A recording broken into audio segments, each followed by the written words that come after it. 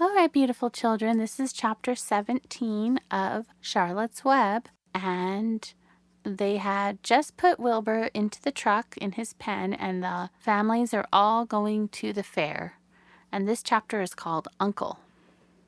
When they pulled into the fairgrounds, they could hear music and see the Ferris wheel turning in the sky. They could smell the dust of the racetrack where the sprinkling cart had moistened it.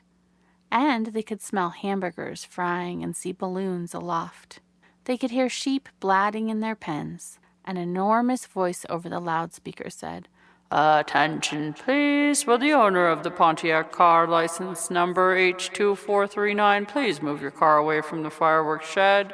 "Can I have some money?" asked Fern. "Can I too?" asked Avery. "I'm going to win a doll by spinning a wheel, and we'll stop at the right number," said Fern. "I'm going to steer a jet plane and make it bump into one another." "Can I have a balloon?" asked Fern. "Can I have a frozen custard and a cheeseburger and some raspberry soda pop?" asked Avery. "You children be quiet till we get the pig unloaded." "Let the children go off by themselves," suggested Mr. Arable. "The fair only comes once a year." Mr. Arable gave Fern 2 quarters and 2 dimes. He gave Avery 5 dimes and 4 nickels. "Now run along," he said, "and remember, the money has to last all day. Don't spend it all in the first few minutes, and be back here at the truck at noontime so we can all have lunch together. And don't eat a lot of stuff that's going to make your stomachs hurt." "And if you're going to go on the swing," said Miss Arable, "you hang on tight. You hang on very tight, hear me? And don't get lost," said Miss Zuckerman, "and don't get dirty. Don't get overheated," said their mother. "Watch out for pickpockets," cautioned their father. "And don't cross the racetrack when the horses are coming," cried Mr. Zuckerman.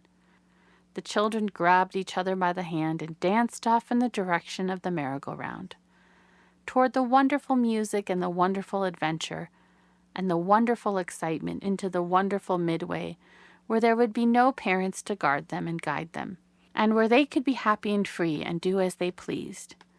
Miss Arable stood quietly and watched them go. Then she sighed. Then she blew her nose. "Do you think it's really all right?" she said.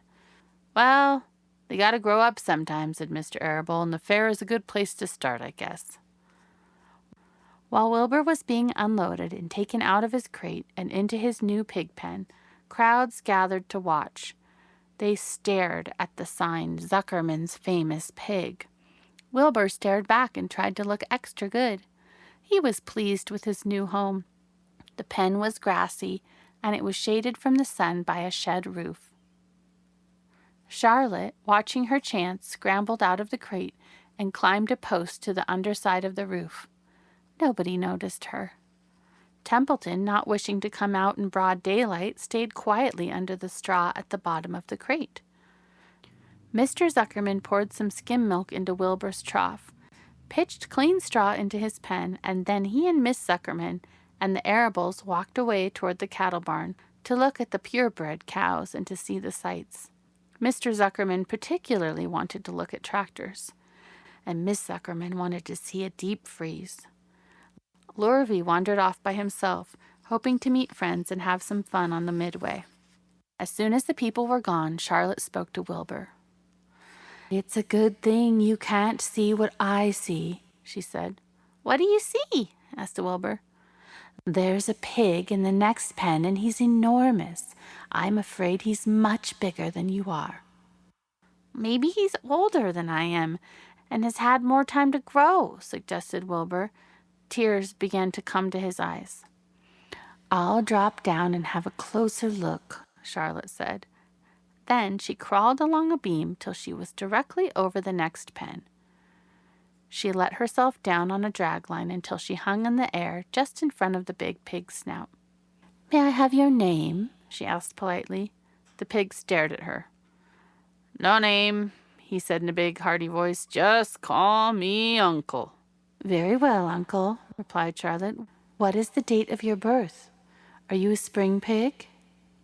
"Sure, I'm a spring pig," replied Uncle. "What did you think? I was a spring chicken? Ha ha, that's a good one, eh, sister?" "Mildly funny," said Charlotte. "I've heard funnier ones, though. Glad to have met you, and now I must be going." She ascended slowly and returned to Wilbur's pen.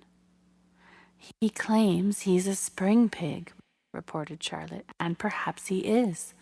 One thing is certain, he has a most unattractive personality. He is too familiar, too noisy, and he cracks weak jokes.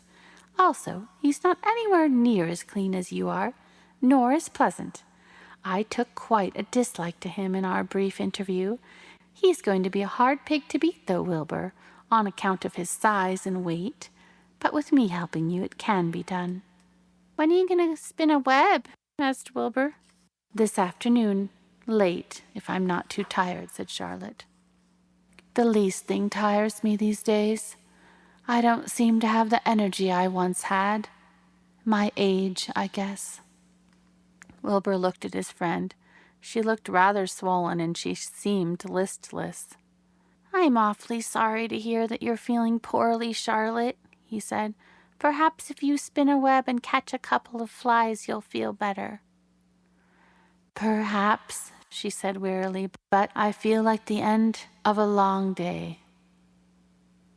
Clinging upside down to the ceiling, she settled down for a nap, leaving Wilbur very much worried. All morning, people wandered past Wilbur's pen. Dozens and dozens of strangers stopped to stare at him and to admire his silky white coat, his curly tail, and his kind and radiant expression. Then they would move on to the next pen where the bigger pig lay.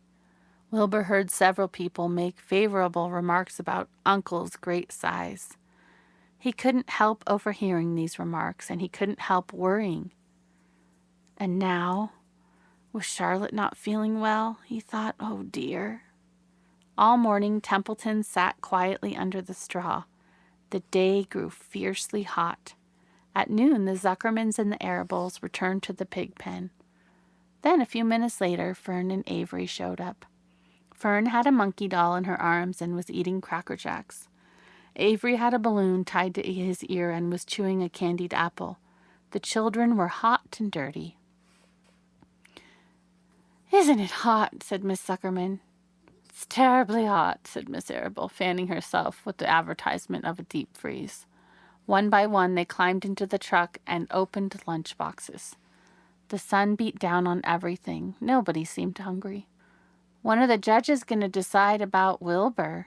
Not till tomorrow, said Mr. Zuckerman. Lurvy appeared carrying an Indian blanket that he had won. Just what we need, said Avery, a blanket. Of course it is, replied Lurvy, and he spread the blanket across the sideboards of the truck so that it was like a little tent. The children sat in the shade under the blanket and felt better. And after lunch they stretched out and fell asleep.